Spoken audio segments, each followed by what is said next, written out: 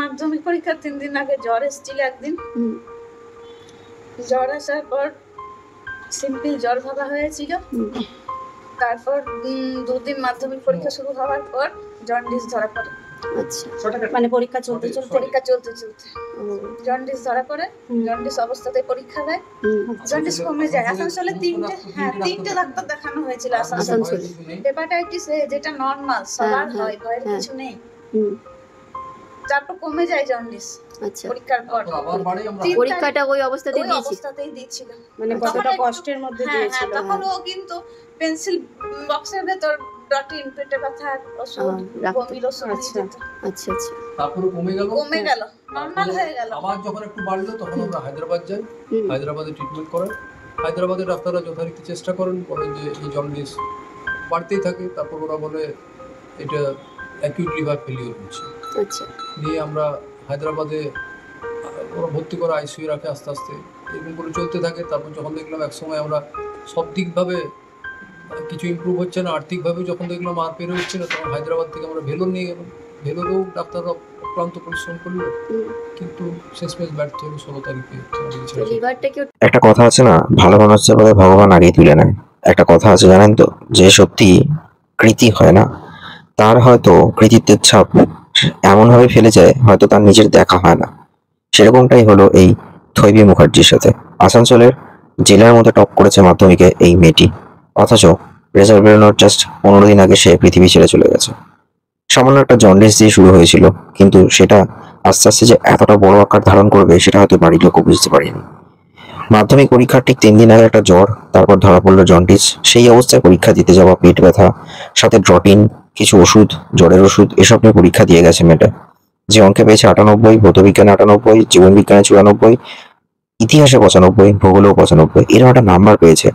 যে মেয়েটা কষ্ট করে কোকড়াতে শুয়ে বসে এইভাবে পরীক্ষাটা দিয়েছে যে তাকে একটা ভালো রেজাল্ট করতেই হবে, এতটাই ছিল মনের জোর। তারপরে ট্রিটমেন্ট শুরু।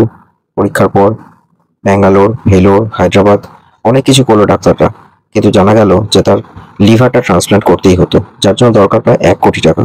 সোশ্যাল মিডিয়া থেকে উঠলো 45 লাখ টাকা, কিন্তু মেয়েটাকে আর বাঁচানো গেল না। এতটাই কম সময় দিয়েছিল, বলে না সময় দেয়নি, সেরকমই করেছে এই থৈবী। মানে সোশ্যাল মিডিয়াতে খুললে এখন একটাই খবর, থৈবী মুখার্জি। তার দাদু, ঠাকুমা, বাবা সবাই কাঁদছে। কেন? তারা নিজেরাও ভাবতে পারেনি মেয়েটা এতটা ভালো রেজাল্ট করবে। কেউ কেউ বলছে যদি শরীর পুরো সুস্থ থাকতো হয়তো প্রথম 10-এ চলে আসতো রাজ্যের মধ্যে। এরপরেও দেখা যাচ্ছে যে তার মামার বাড়িতে ঠাকুমা আর দাদু খুবই কেঁদে চলেছে। কেন? তাদের একটি ছেলে কয়েক বছর আগে এমনি মারা গেছিল। তাদের সম্বল বলতে এই নাতনিটি ছিল, যে পড়াশোনা এত ভালো, 4টে স্কলারশিপ, এবং যেখানে যেত সেখানেই প্রাইজ। সে নাচ, গান সব জায়গায়, ভালো আঁকা, কত কি পড়তো, কত রকমের চর্চা ছিল। সব থেকে অবাক লাগলো তার বাড়ি ভর্তি বই, কত রকম বই ছিল, কত বই পড়তো। শুধু যে পড়ার বই তা নয়, গল্পের বই, এত কিছুর মধ্যে সে ইনভলভ ছিল, এত এক্সট্রা ক্যারিকুলার অ্যাক্টিভিটি ছিল। সত্যি মেয়েটা ট্যালেন্টেড ছিল। সে যদি কোনোদিন শুধু নৃত্য বা আঁকা নিয়েও এগোতো তাহলেও হয়তো জীবনে প্রতিষ্ঠা পেত, কিন্তু এই যে অল্প বয়সেই ঝরে গেল ফুলটা, সেরকমই মেয়েটা আজকে নেই। কিন্তু তার জন্য বাড়ির লোক কাঁদছে, স্কুলের সবাই মন খারাপ করছে। এত ভালো একটা কৃতি ছাত্রী খুব অল্প বয়সে চলে গেল। এখন বিভিন্ন জায়গা থেকে তার রেকগনিশন আসছে, রেজাল্টের উপর বেস করে তাকে প্রাইজ জন্য ডাকা হচ্ছে, বাবা মায়েরা যাচ্ছেন সংবর্ধনা নিতে, কিন্তু যাকে দেওয়ার কথা সেই তো আজ নেই। পৃথিবীতে অনেক কিছু ঘটে যায় জানেন তো, মানে অনেক অনাবশ্যক ঘটনা যেগুলোর হয়তো দরকার নেই, এমন অনেক কিছু ঘটে যেগুলো আমরা কখনো আশা করি না, সেগুলোই ঘটে যায়। আর সত্যি কথা বলতে কি, যেগুলো আমরা চাই সেগুলো ঘটে না, ম্যাক্সিমাম ক্ষেত্রে তাই ঘটে। কিন্তু তারপরেও আমি কোথাও মনে করি যে ভগবান কখনো কখনো বড্ডই নিষ্ঠুর, ভালো মানুষগুলোকে বড্ড আগেই তুলে নেয়। কেন করে আমি জানি না, এর কোনো ব্যাখ্যা আমার কাছে নেই, কিন্তু আমি দেখেছি এরকমটাই ঘটে থাকে। আর সত্যি কথা বলতে কি, এই যে মানুষগুলো এরপর তারা কি নিয়ে থাকবে বলুন তো। মানে অনেক ঘটনায় তো ঘটলো, 2024-এ দেখলাম সেখানেও একজন কৃতি ছাত্রী, যে একজন ডাক্তার, সেও চলে গেল। সেই বাড়ির লোকগুলোর ওপর দিয়ে কি যাচ্ছে, সেটা না একটা ইনসিডেন্ট। আর এখানে এটাও একটা ইনসিডেন্ট, যেখানে মানুষটা লড়তে যুঝতে মারা গেল। রিসেন্টলি রানাঘাটের ওই 18 মাসের বাচ্চা মেয়েটি অস্মিকা, তার জন্য অনেকে অনেক চেষ্টা করছে যাতে সে বেঁচে যায়। তার জন্য সময় পেয়েছিল, অনেকে অনেক জায়গা থেকে ফান্ডিং করছে যাতে সে প্রপার ট্রিটমেন্টটা পেয়ে সে যাতে সুস্থভাবে বেঁচে থাকতে পারে। সত্যি কথা কি জানেন তো, দিনের শেষে একটা কিন্তু মানতেই হবে, আমরা কতটা কি করলাম, কতটা সাকসেস পেলাম, কতটা কি অ্যাচিভ করতে পারলাম, তার থেকেও বড় কথা হলো আমরা কতটা সুস্থভাবে আনন্দে বাঁচতে পারছি। এটা কিন্তু জীবনে একটা ভীষণ ইম্পর্টেন্ট, যেটা অনেকে হয়তো বুঝতে পারেন না।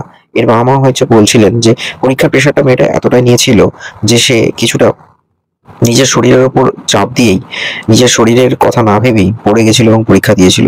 স্কুল টিচারটা হয়তো বললো যে বছরটা নয় ড্রপই দিতে পারতো, কিন্তু ওই যে বলে না, ঠিক পরীক্ষার 3 দিন আগে যদি কারোর জ্বর চলে আসে তখন তো সে শুধু একটা প্যারাসিটামল খেয়েই পরীক্ষাটা দিতে যাবে। কে জানতো যে তার একটা এরকম হেপাটাইটিস বি থেকে এতটা গাড়িয়ে যাবে জন্ডিসটা। ছিল, স্নেহের ছিল। আমরা জানতাম ও সুস্থ অবস্থায় পরীক্ষা দিলে আরও অনেক ভালো করতো, কিন্তু ওই অবস্থাতেও যে ও 674 করতে পেরেছে সেটা ও বলেই পেরেছে, বলতে কোনো দ্বিধা নেই। ওর জায়গায় অন্য কোনো স্টুডেন্ট থাকলে কতটা করতে পারতো, কারণ ওর মনের জোর ছিল প্রচণ্ড বেশি। ও জানতো যে আমাকে 674 পাওয়া 700 মধ্যে নট এ জোক। হয়তো মেয়েটি আরো একটু ডেডিকেশন দিতে পারলে প্রথম 10এই চলে আসতো। এই আফসোসগুলোই হয়তো সারা জীবন থেকে যাবে। আজ আমরা সোশ্যাল মিডিয়াতে হয়তো ওকে নিয়ে আমরা আলোচনা করছি ঠিকই, কিন্তু একটা সময় হয়তো আমরা সবাই ভুলে যাব। বাড়ির লোক তো ভুলবে না, বাড়ির লোক হয়তো এইভাবেই বেঁচে থাকবে, তার এই স্মৃতিগুলো আঁকড়ে নিয়ে থাকবে যে একটা মেয়ে আমাদের বাড়িতে ছিল, এতটাই কৃতি ছাত্র ছিল যে সে 700-র মধ্যে 674 পেয়েছিল। ভিডিওটা কেমন লাগলো অবশ্যই জানাবেন। Stay tune on Bong Stories. আর আপনাদের মতামত জানান, পারলে ভিডিওটা দেখুন, শেয়ার করুন, নিজেদের কমেন্ট অবশ্যই জানান, আর চ্যানেলটা সাবস্ক্রাইব করুন। দেখতে থাকুন চ্যানেলের বাকি ভিডিওগুলো। মারা যায়। পড়াশোনা তো খুবই ভালো ছিল, পড়াশোনাতে 4টা স্কলারশিপ পেয়েছে। ও যখন ওখানে ভর্তি হয় তখন ওর গভর্নমেন্টের স্কলারশিপে টাকা ঢুকছে, তো খুবই ভালো ছিল। কিন্তু হয় চাপ খুব বেশি হয়ে গেছে, তা না হলে ঠিকমতো কেয়ার নেওয়া হয়নি, আমাদের দুর্ভাগ্য। ওই একটি মেয়ে তো খুবই ব্রিলিয়েন্ট মেয়ে ছিল, তো ওই যে যথেষ্ট জোরে জোরে পরীক্ষা দিয়েছে। তারপরে ডাক্তাররা এখানে অপশন দিয়েছিল যে একটা কলকাতার ওই কি সোনারপুর না কি হসপিটাল হয়েছে, তো হয় ওখানে কনসাল্ট করে নেয়, আর না হলে হায়দ্রাবাদ পুরোনোটাতে যা, নতুন একটা করেছে। আমি বলি তাহলে হায়দ্রাবাদে শুনেছিলাম এর মুখে ওর মুখে যে খুব ভালো চিকিৎসা হয় জন্ডিস লিভার টিভারের, তা আমি তাহলে হায়দ্রাবাদেই যা।